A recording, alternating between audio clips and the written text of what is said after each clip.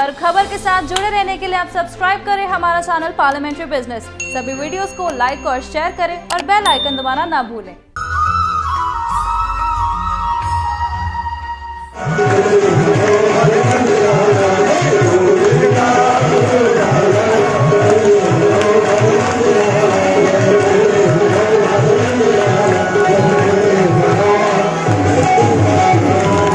मथुरा का राजा कंस अत्याचारी और महापापी था। वह प्रजा पर तरह तरह के जुल्म करता था और वह अपने पिता का राज सिंहासन छीनकर स्वयं राजा बन बैठा। भगवान श्री कृष्ण का अवतार अधर्म का नाश करने और धर्म की स्थापना के लिए हुआ था, इसलिए उन्होंने कंस का वध कर दिया। कंस मगध नरेश जरासंध का दामाद था, इसलिए जरासंध ने कुपित होकर कृष्ण से बदला लेने के लिए मथुरा पर आक्रमण कर दिया, लेकिन बलराम श्री कृष्ण के आगे उसकी एक न चली और युद्ध में परास्त होकर वह भाग गया। इस प्रकार जरासंध बार बार मथुरा पर आक्रमण करने लगा, जिससे अपार जनधन की हानि होने लगी। इसलिए भगवान श्री कृष्ण ने द्वारिका में अपना राज्य स्थापित कर लिया। द्वारका मगध से काफी दूर था और अत्यंत ही सुरक्षित स्थान पर था, अतएव जरासंध का आक्रमण रुक गया। भगवान श्री कृष्ण ने द्वारिका को समुद्र में बसाया था, जिसके अवशेष आज के वैज्ञानिकों ने भी खोज डाले हैं। द्वारिका में राज्य स्थापित करने के बाद भगवान श्री कृष्ण द्वारिकाधीश कहलाए।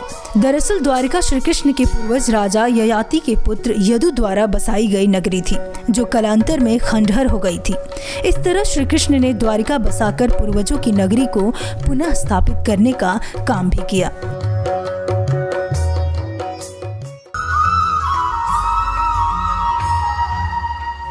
भगवान श्री कृष्ण को छलिया, मनमोहना, कृष्णा और ना जाने कितने नामों से लोग जानते हैं।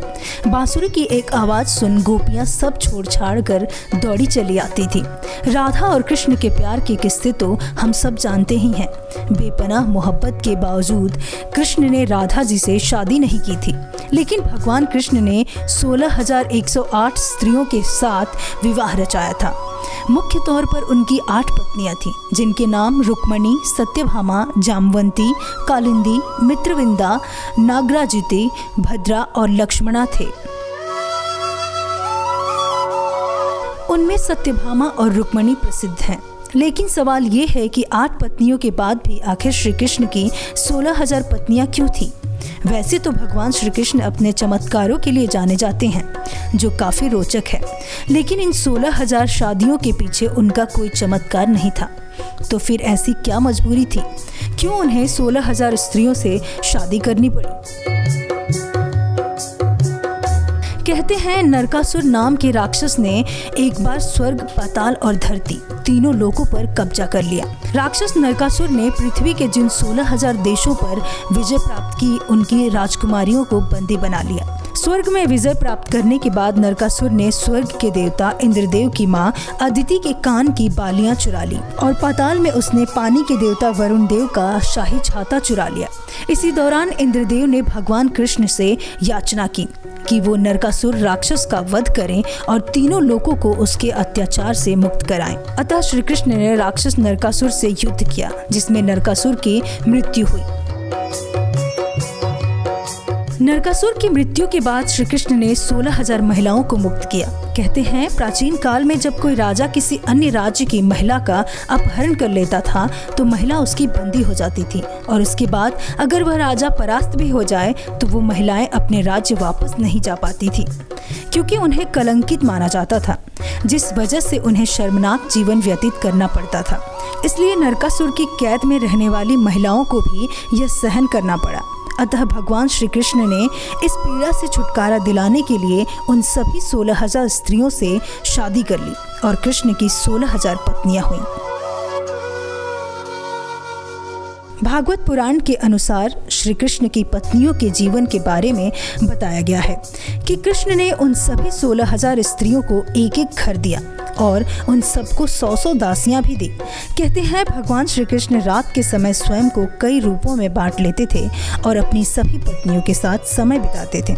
सुबह होने पर उनके सभी रूप एक होकर कृष्ण बन जाते थे। इस तरह भगवान श्री कृष्ण ने सबको समान दर्जा दिया। तो ये थी भगवान श्री कृष्ण की 16,000 स्त्रियों से विवाह रचाने की असली वजह।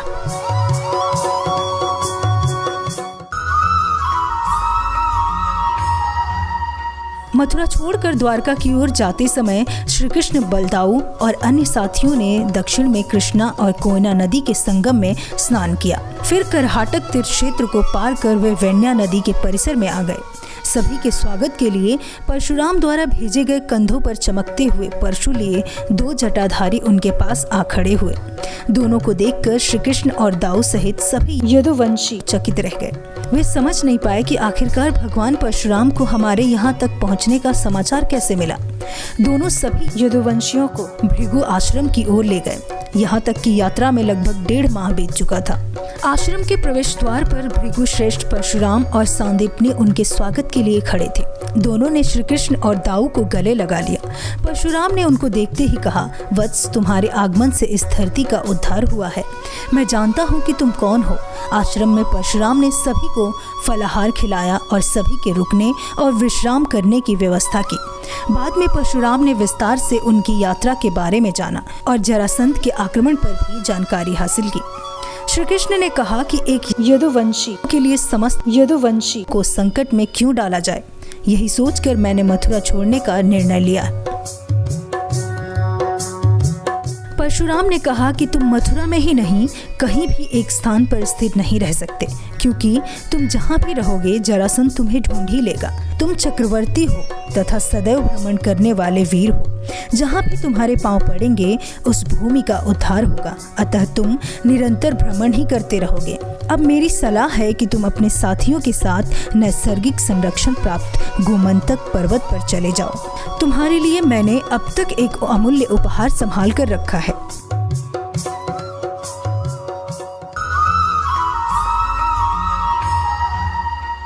यवन देश का राजा कालयवन था। ऋषि पिता की संतान होने के कारण उसके समान वीर कोई नहीं था। एक बार उसने ऋषि नारद से पूछा कि वह किससे युद्ध करे जो उसके समान वीर हो। नारद ने उसे श्री कृष्ण का नाम बताया।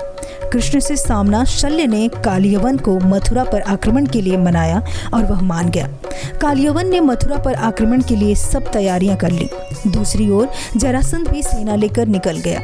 कालयवन की सेना ने मथुरा को घेर लिया। उसने मथुरा नरेश के नाम संदेश भेजा और कालयवन को युद्ध के लिए 1 दिन का समय दिया।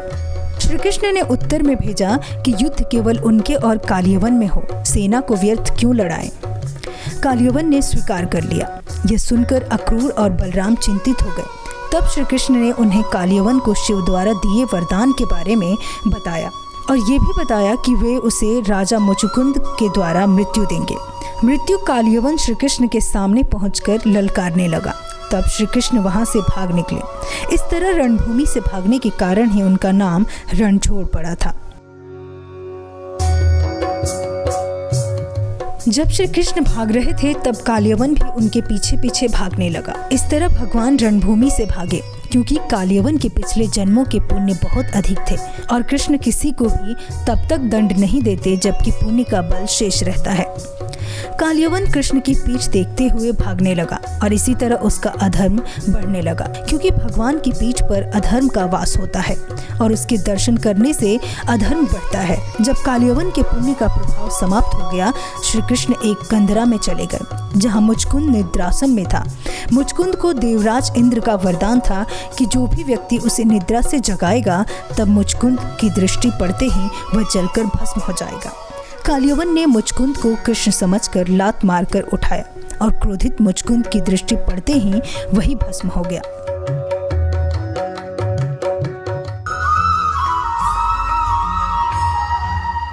भगवान श्री कृष्ण का नाम मुंह में आते ही हमारे आंखों के सामने उनकी सुंदर बाल छवि या उनकी युवा छवि का चेहरा सामने आ जाता है। श्री कृष्ण के हर छवि में उनके मस्तक पर मोरपंख शोभायमान होता है। भगवान श्री कृष्ण को मोरपंख इतना पसंद था कि वह उनके श्रृंगार का हिस्सा बन गया था। भगवान श्री कृष्ण के मुकुट में मोरपंख धारण करने के संबंध में विद्वानों ने अनेक तर्क दिए हैं। सारे संसार में मोर ही एकमात्र ऐसा प्राणी माना जाता है जो अपने संपूर्ण जीवन में ब्रह्मचर्य व्रत का पालन करता है। मोरनी का गर्भ धारण मोर के आंसुओं को पीकर होता है। अतः इतने पवित्र पक्षी के पंख को स्वयं भगवान श्री कृष्ण अपने मस्तक पर धारण करते हैं। कहा जाता है कि राधा के महल में बहुत मोर हुआ करते थे। वह जब भगवान श्री कृष्ण के बांसुरी के धुन में राधा नृत्य करती थी तो उनके साथ वे मोर भी नाचा करते थे। एक दिन किसी मोर का पंख नृत्य करते समय जमीन पर गिर गया, जिसे भगवान श्री कृष्ण ने तुरंत उठाकर अपने मस्तक पर सजा लिया। भगवान श्री कृष्ण के सर पर स्थित मोर पंख राधा के प्रेम की निशानी भी माना जाता है। विद्वानों के अनुसार भगवान श्री कृष्ण को मोरपंख प्रिय होने का एक यह कारण भी हो सकता है कि वे अपने मित्र और शत्रु में कोई भेद नहीं करते। वे दोनों के साथ समान भावना रखते थे।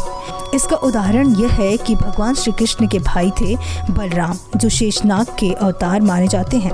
वह नाग और मोर में बहुत भयंकर शत्रुता होती है।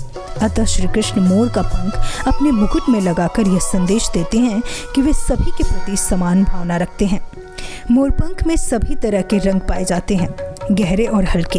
भगवान श्री कृष्ण मोरपंख के इन रंगों के माध्यम से यही संदेश देना चाहते हैं कि हमारा जीवन भी इसी तरह के सभी रंगों से भरा पड़ा है, कभी चमकीला तो कभी हल्का।